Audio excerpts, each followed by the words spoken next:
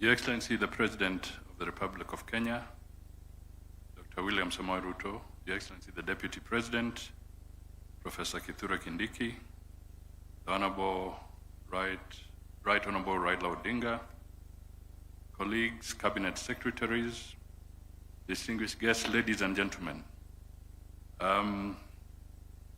Your Excellency, let me join the long list of those who have congratulated you for this very important proclamation you have made in declaring this day an annual observance to renew our nationalism and commit to the ideals that bind us as one nation.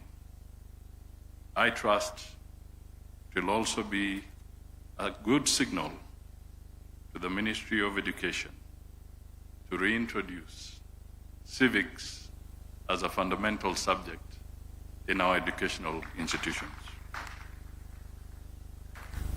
Today, Kenya joins our over 60 countries globally that have designated and commemorate National Constitution Days. These include nations such as Norway, Denmark, the USA, China, and India, among others. Notably, Kenya now stands among the pioneering states in Africa to establish and observe a National Constitution Day. Your Excellency, the noble decision to designate the Katiba Day is long overdue but timely. For example, India, the world's largest democracy, adopted its constitution on November 26, 1949. But it was not until November 26, 2015, that the country officially began commemorating the Constitution Day. Similarly, it was not until 2024 that the United States of America officially established commemoration of the Constitution Day every 17th of September. Personally, it was a privilege to oversee the early implementation of devolution when I served in the Grand Coalition government as Deputy Prime Minister and Minister for Local Government. I oversaw the development of the sessional paper on devolved government under the Constitution of Kenya 2010.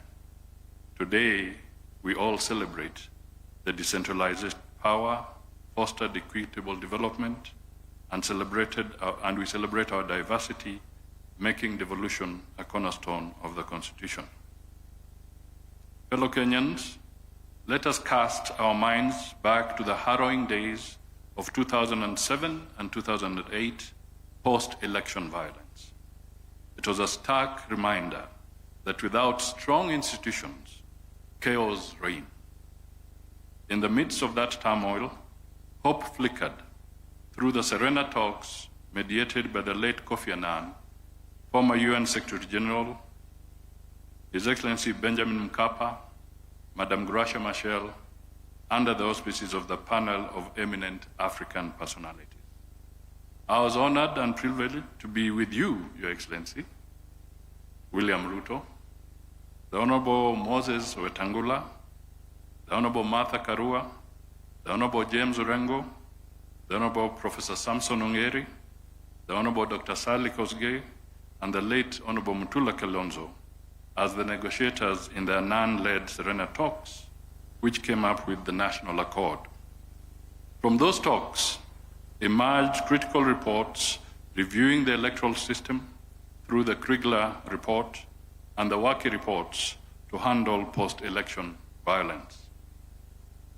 Your Excellency, according to the tracking of our State Department for Parliamentary Affairs, the tenacity of the 2010 Constitution to withstand pressure and not even crack at the height of intense pounding is a true reflection of the Kenyan indomitable spirit. The 1963 Constitution was amended 30 times. That means roughly once every 2 years, including the infamous Section 2A.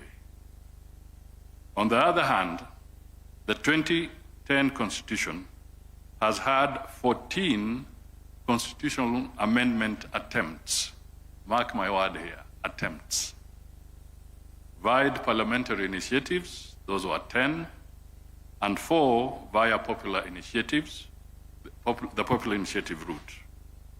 Of course, the majority of the parliamentary attempts were to solve the issue of realizing the 2/3 gender rule in Parliament. Let me just take a minute to reflect on the 4 popular initiatives. The Speaker has partly touched on them.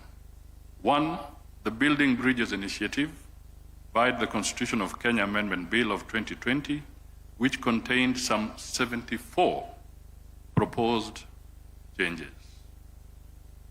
Then came the Okoa Kenya initiative, spearheaded by the CORD coalition around 2015, which sought electoral reforms, changes to the structure of the IEBC, and increasing funding to counties under Article 203. Third, there was the Okoa Uchumi initiative in 2016, led by a civil society coalition aimed at physical reforms by amending provisions on public finance management. Lastly, there was the Punguza Muzigo Bill of 2019, sponsored by Ukuru Akot and the Third Way Alliance, which proposed far-reaching changes, including reducing the number of members of parliament, abolishing nominated seats, strengthening county governments, and altering the presidential term limits. Having looked at those, let me also pose a few rhetorical questions. Is it impossible to amend the 2010 Constitution? Or did the attempts not meet the constitutional threshold to amend? Or is it the Constitution resisting amendments for want of procedure? Finally, does it also mean that this Constitution does not pander to political fiat? 15 years down the line, in this spirit of vigilance, we must firmly oppose any amendments that undermine the basic foundations of constitutionalism, particularly those that erode the sacred principle of separation of powers. The 3 arms of government, the executive, the judiciary, and the legislature, are independent, yet profoundly interdependent. Your Excellency, this Constitution has also been tested and proven to be built to create strong institutions. All of us will remember when on 1st September 2017, the Supreme Court surprised all and sundry when they annulled a presidential election. The executive then respected the court ruling, and the country went back to a repeat presidential election, the first such action on the African continent. That moment showed that Kenya, through the 2010 Constitution, had grown into a mature democracy. Your Excellency, as we celebrate the strides of the 2010 Constitution, let us be clear, the Constitution is not an end in itself, and this has been said by previous speakers. The one thing that we need to resolve is the need to look at the cost of implementation of the Constitution. And indeed, the Speaker has articulated this very effectively. We from the Department of Parliamentary Affairs have audited the legislative agenda of the government for the next 5 years since we came in under your leadership, Your Excellency. And the costing indicates that if we were to follow the normal route that we are taking today, it will cost us about 18 billion Kenya shillings to just deal with legislation, drafting of policies, and working towards that. And this is something that has been brought out, costed by the individual departments. Now, we must look at it in the context of the impact on the taxpayer. Is there value for money if we use 20 billion shillings on policy documents, or should we provide medicine in our hospitals and build bridges?